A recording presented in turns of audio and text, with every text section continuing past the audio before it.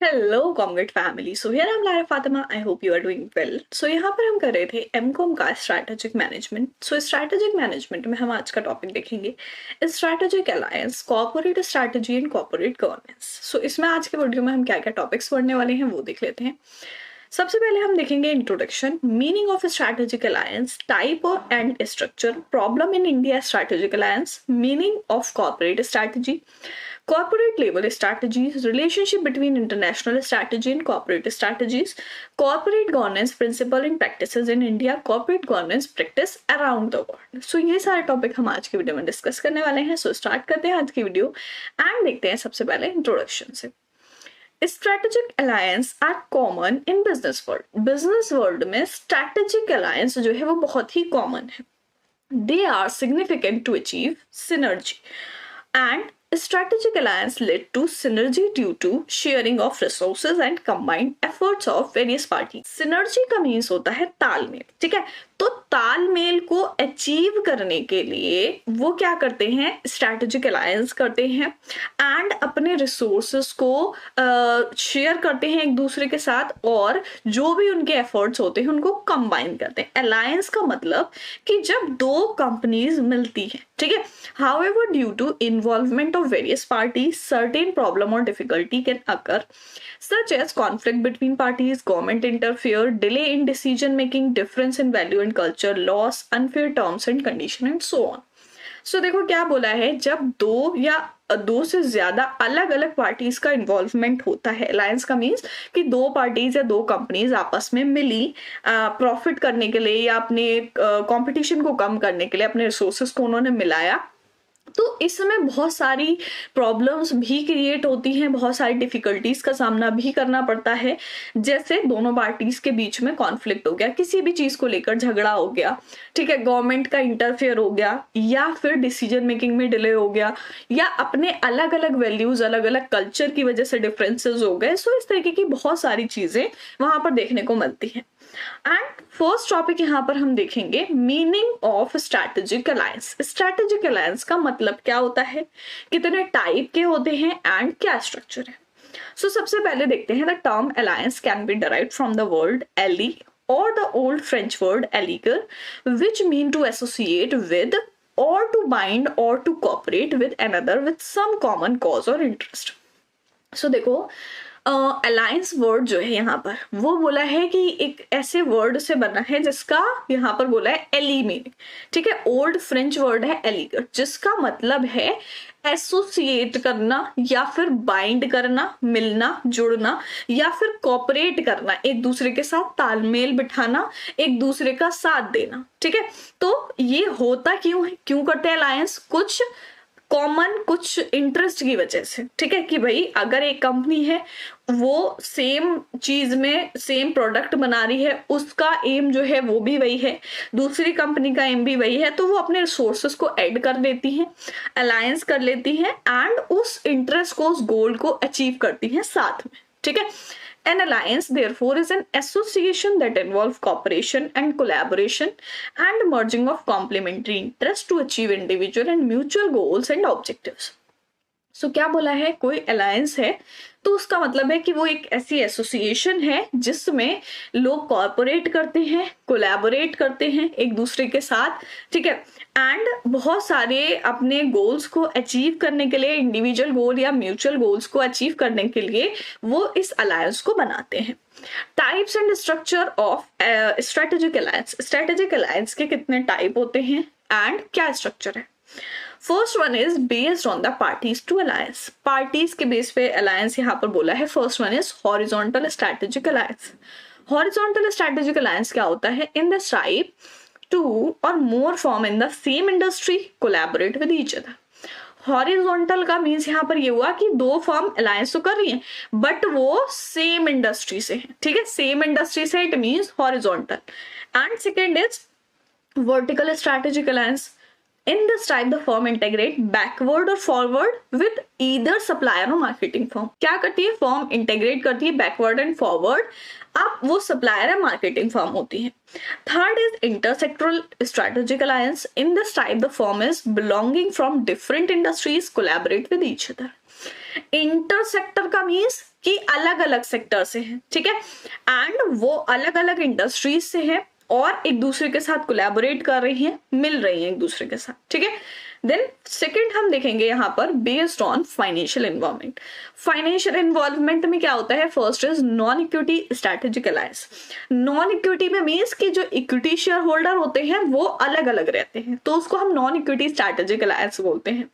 And second is equity strategic alliance. Equity strategic alliance होते हैं कि भाई जब कंपनी मिल रही है, कोलैबोरेट कर रही है, तो उसके जो इक्विटी शेयर होल्डर्स हैं वो भी मिल जाते हैं, वो पूरे एक ही कंपनी के माने जाते हैं।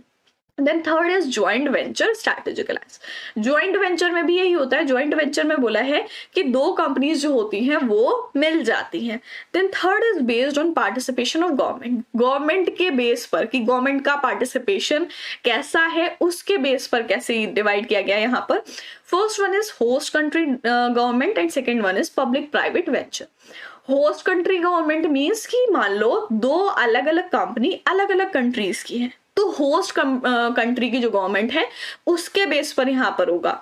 Second public private venture. Public private means कि पब्लिक कंपनी जो है उसको गवर्नमेंट ओन करती है, गवर्नमेंट चलाती है, बट प्राइवेट कंपनी जो है उसको कोई एक इंडिविजुअल चलाता है। तो अगर वो दोनों कंपनी कोलैबोरेट करती है, अलायंस बनाती हैं, तो उसमें गवर्नमेंट का इंटरफेयर रहेगा, ठीक है। सो ये टाइप्स होते हैं, आई होप समझ में आ गए होंगे। देन नेक्स्ट हम देखेंगे problem in Indian strategic alliance. Indian strategic alliance जो होते हैं कंपनीज के, उसमें क्या प्रॉब्लम्स फेस करनी पड़ती है, क्या प्रॉब्लम्स क्रिएट होती हैं। So first one is conflict between partners. देखो अलग अलग कंपनी से हैं, ठीक है, अलग अलग वैल्यूज होती हैं, अलग अलग काम करने का तरीका होता है, तो जब वो मिलते हैं तो उनमें बहुत सारी चीजों को लेकर के कॉन्फ्लिक्ट होता है, ठीक है। Second thing government interference. Government interference अभी हमने देखा किस टाइप की है, अलायंस किस टाइप का है, उस हिसाब से गवर्नमेंट का इंटरफेरेंस रहता है। तो इस चीज में अगर अलायंस कर रहे हैं, अलग अलग कंट्रीज के हैं या फिर पब्लिक प्राइवेट हो रहा है, तो उसमें गवर्नमेंट का इंटरफेयर रहेगा, वो प्रॉब्लम फेस करनी पड़ती है। Third is delay in decision making. Decision making में डिले होता है, लेट होता है। क्यों? क्योंकि भाई सब लोग अपनी अपनी चीजें रखते हैं, दोनों कंपनी अपना अपना वहां पर रखती हैं। Then fourth is difference in work culture. जाहिर सी बात है भाई, अगर आप सेम इंडस्ट्री की ही ऐसी दो कंपनीज लोगे जो सेम प्रोडक्ट पर वर्क करती हैं, सेम सारी चीजें करती हैं, बट उनके वर्क करने का तरीका अलग अलग होता है, तो वर्क कल्चर जो है दोनों का डिफरेंस होता है, उसकी वजह से प्रॉब्लम्स क्रिएट होती हैं। And losing of secrecy. Secrecy की लॉस होता है भाई, क्यों? कोई भी इंफॉर्मेशन अगर एक कंपनी चाहती है कि हमारी कॉन्फिडेंशियल रहे, बाहर ना जाए, बट दूसरी कंपनी को उससे फर्क नहीं पड़ता जो उसके साथ कोलैबोरेट कर रही है, ठीक है, तो यहाँ पर जो सीक्रेसी है उसका लॉस होता है कि भाई वो इंफॉर्मेशन बाहर पहुंचा देंगे। Then next is expensive and time consuming. Expensive रहता है, ज्यादा पैसा लगता है और टाइम भी ज्यादा लगता है। Then seventh is problem due to change in government policy. Government की पॉलिसी जब चेंज होती है तो उसकी वजह से प्रॉब्लम फेस करनी पड़ती है। सो स्ट्रैटेजिक अलायंस में क्या क्या प्रॉब्लम्स आती हैं, आई होप समझ में आ गई होंगी। देन नेक्स्ट हम देखेंगे कॉर्पोरेट स्ट्रैटेजी। कॉर्पोरेट स्ट्रैटेजी क्या होती है? Corporate level strategy refer to identifying the businesses the company shall be engaged. Corporate level strategies वो होती हैं जो किसी भी कंपनी का बिजनेस आइडेंटिफाई करती है कि किस बिजनेस में वो एंगेज है, कंपनी किस तरीके का बिजनेस वो चला रही है। They determine the direction that the firm take in order to achieve its objective. कोई भी कंपनी है वो अपने गोल्स को, अपने ऑब्जेक्टिव को किस डायरेक्शन में अचीव कर रही है, क्या कर रही है अपने गोल्स को अचीव करने के लिए, वो डिटरमाइन करता है corporate strategy. For a small business firm, the corporate strategy can identify the course of action for improving profitability of the firm. Small business firm के लिए कॉर्पोरेट स्ट्रैटेजी क्या करती है? आइडेंटिफाई करती है कि कौन से एक्शन लेके हम अपने फर्म की प्रॉफिटेबिलिटी को इम्प्रूव कर सकते हैं, फर्म का जो प्रॉफिट है उसको बढ़ा सकते हैं। In case of large firm, the corporate strategy means managing the various businesses to maximize their contribution to the achievement of overall corporate objective. अब अगर हम बड़े फर्म की बात करें, लार्ज फर्म की बात करें, तो कॉर्पोरेट स्ट्रैटेजी क्या करती है? मैनेज करती है बिजनेस की बहुत सारी एक्टिविटीज को, एंड जो कंट्रीब्यूशन है कि जो भी गोल हैं, जो भी कॉर्पोरेट ऑब्जेक्टिव हैं, उनको अचीव करने के लिए कंट्रीब्यूट करती है, ठीक है। एंड फर्स्ट वन है यहाँ पर स्टेबिलिटी स्ट्रैटेजी। स्टेबिलिटी स्ट्रैटेजी क्या होता है? When a company find that it should continue in the existing business and is doing reasonably well in that business and there is no scope for significant growth, the stability strategy is used. So देखो stability strategy क्या बोला है, जब कोई company ये देखती है कि ये कंटिन्यू रहने चाहिए थी जो ये पहले बिजनेस कर रही थी एंड वो ये अच्छे से कर सकती थी बट अब इसका कोई स्कोप नहीं दिख रहा है आगे, तब वहां पर स्टेबिलिटी स्ट्रैटेजी यूज की जाती है. Second is growth strategy. When growth strategy is adopted, it can lead to addition of new product or new market or functions. Growth का मतलब कि अपने बिजनेस को बढ़ाना. तो कैसे बढ़ाएंगे, ग्रोथ स्ट्रेटेजी को कैसे अडॉप्ट करेंगे, जब कोई न्यू प्रोडक्ट बनेगा, नई मार्केट देखेंगे अपने प्रोडक्ट के लिए, उसको हम ग्रोथ स्ट्रेटेजी बोलते हैं. स्ट्रेटेजी क्या होता है समझ आ गया. नेक्स्ट देखेंगे हम मर्जर एंड एक्विजिशंस या takeovers. In merger and acquisitions, two companies come together, but only one company retain its existence and the other loses its identity. Merger का मतलब है मिलना. Acquisition means कि एक कंपनी ने दूसरी कंपनी को एक्वायर कर लिया, ठीक है, टेक ओवर कर लिया. सो यहाँ बोला है मर्जर या एक्विजिशन में क्या होता है, दो कंपनीज, अलग अलग कंपनीज जो है वो मिलती हैं, एक कंपनी बनती है एंड उसमें से एक कंपनी एग्जिस्ट करती है और जो दूसरी वाली होती है वो अपनी आइडेंटिटी खो देती है, अपनी पहचान खो देती है. जैसे लाइक अगर एक बड़ी कंपनी थी ए कंपनी, उसने एक छोटी सी बी कंपनी को एक्वायर कर लिया तो वो मानी ए कंपनी ही जाएगी और बी कंपनी खत्म हो जाएगी, ठीक है. एंड यहाँ पर बोला है the company which acquire the other company continue to operate in the business. जो कंपनी ने एक्वायर किया है वो कंपनी अपना बिजनेस कंटिन्यू करेगी but the merging company loss its existence. जो बी कंपनी होगी वो अपनी एग्जिस्टेंस खो देगी, उसको हम एक्विजिशन या मर्जर बोलते हैं. सेकेंड हम देखेंगे amalgamation, arrangement in which asset and liabilities of two or more companies become vested in another company. जब एसेट और लायबिलिटीज दो या दो से ज्यादा कंपनीज के किसी दूसरी कंपनी में वेस्टेड हो जाए, उसको हम अमेलगमेशन बोलते हैं. In other words, it is a process of combining two or more companies and a new company is formed. इसमें क्या होता है कि दो कंपनी मिली बट उनमें से कोई भी कंपनी ऐसा नहीं है जो एग्जिस्ट करी या कोई भी कंपनी ऐसी नहीं है जो खत्म हुई. दोनों ही कंपनी मिली और उन दोनों कंपनी के मिलने से एक नई कंपनी बनी, वो दोनों का एग्जिस्टेंस खत्म हो गया और नई कंपनी बन गई, ठीक है. The shareholder of the amalgamating company become shareholder of new entity, या फिर हम कह सकते हैं अमेलगमेटिंग company.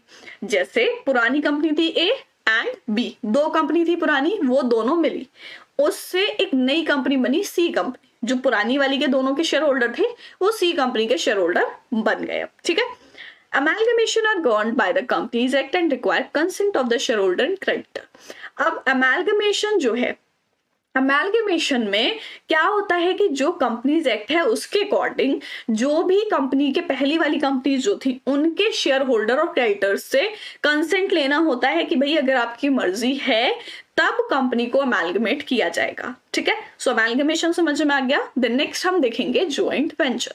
Joint venture is a form of business combination. Two or more companies form a temporary partnership and arrive at an agreement on certain issue of mutual interest. Joint venture क्या है, एक business combination का ही form है. ये आपका amalgamation, takeover, acquisition, ये सारी चीजें एक ही हैं, बस थोड़ी सी अलग अलग है, ठीक है. तो joint venture भी business combination का ही एक form है.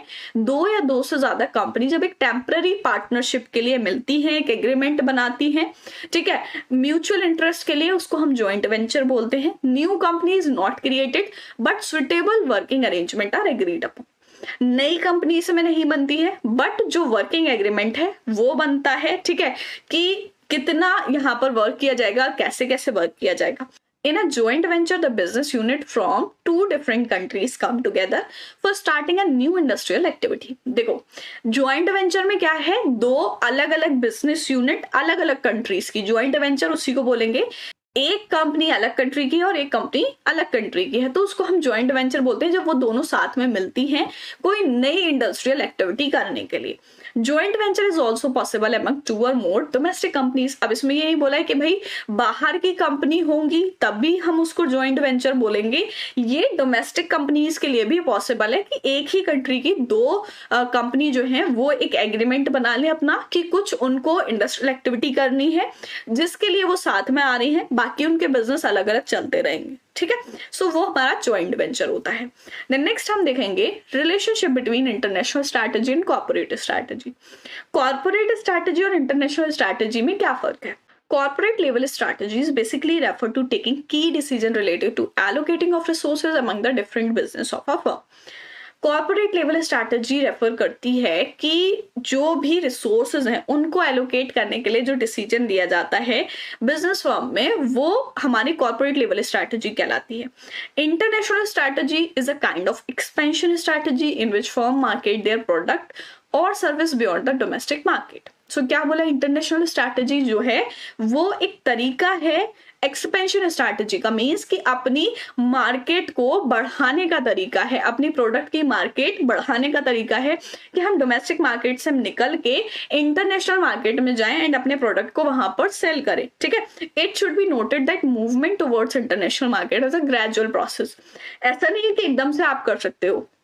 जो इंटरनेशनल मार्केट में मूव करने का तरीका होता है वो थोड़ा सा स्लो होता है, ठीक है। ये प्रोसेस पूरा इतना ज्यादा फास्ट नहीं रहता है।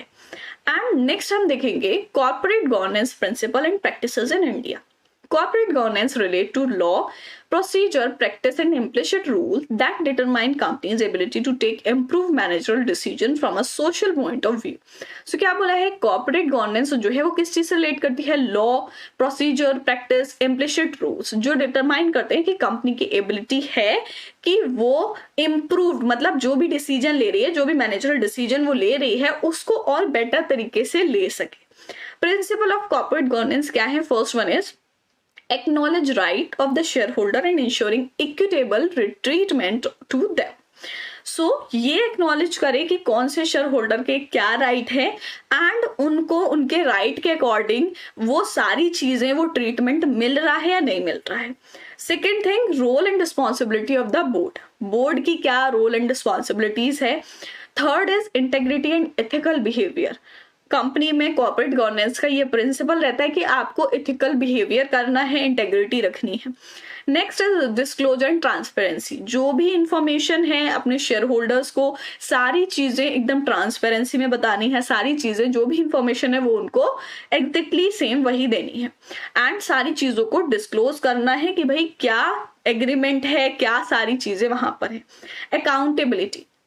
अकाउंटेबिलिटी मीन्स कि आपको जवाब देना है, आप जवाबदेह हो, ठीक है। अकाउंटेबल का मीन्स जवाबदेह हो, जो भी रिस्पॉन्सिबिलिटीज आपको दी गई है उसके लिए आप अकाउंटेबल हो।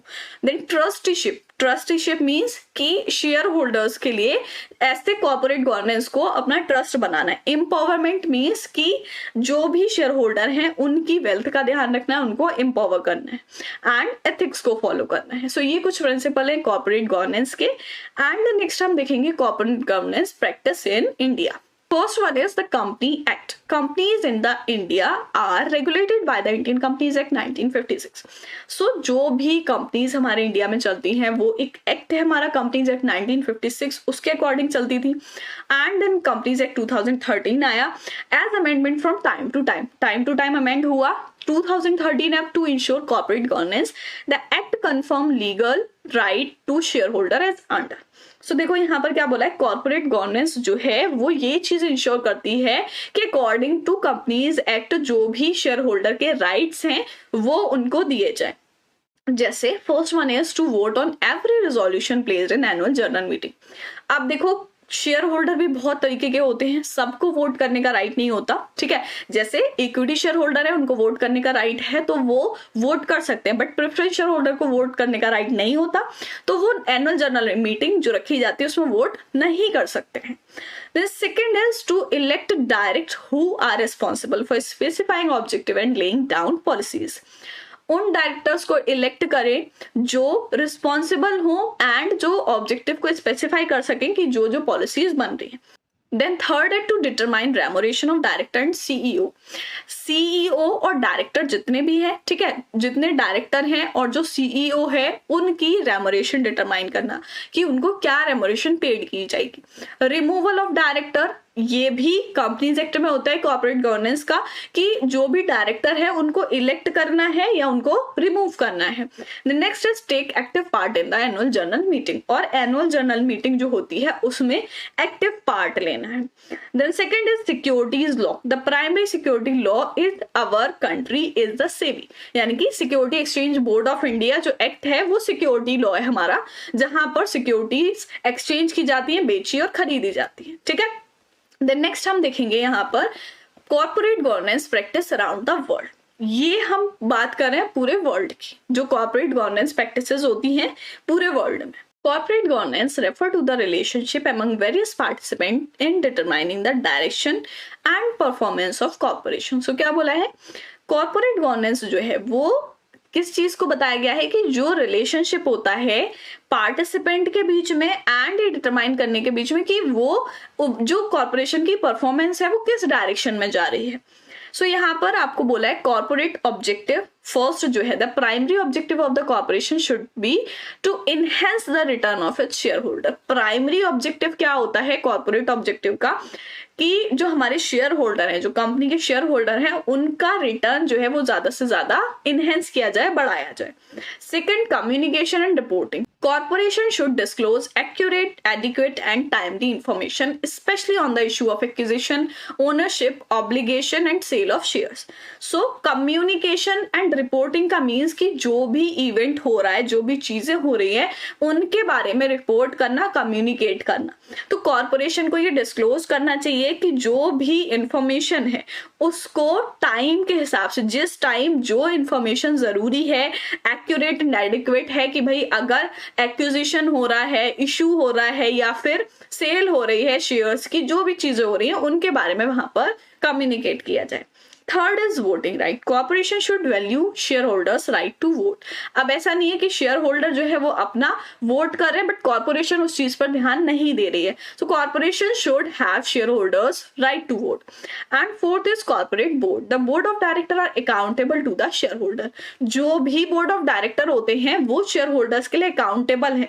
अगर शेयर होल्डर किसी चीज के बारे में पूछते हैं तो उनको सही इंफॉर्मेशन देना बोर्ड ऑफ डायरेक्टर्स का काम है। ठीक है, कि वो बोर्ड ऑफ डायरेक्टर जो है वो जवाबदेह हैं शेयर होल्डर्स के।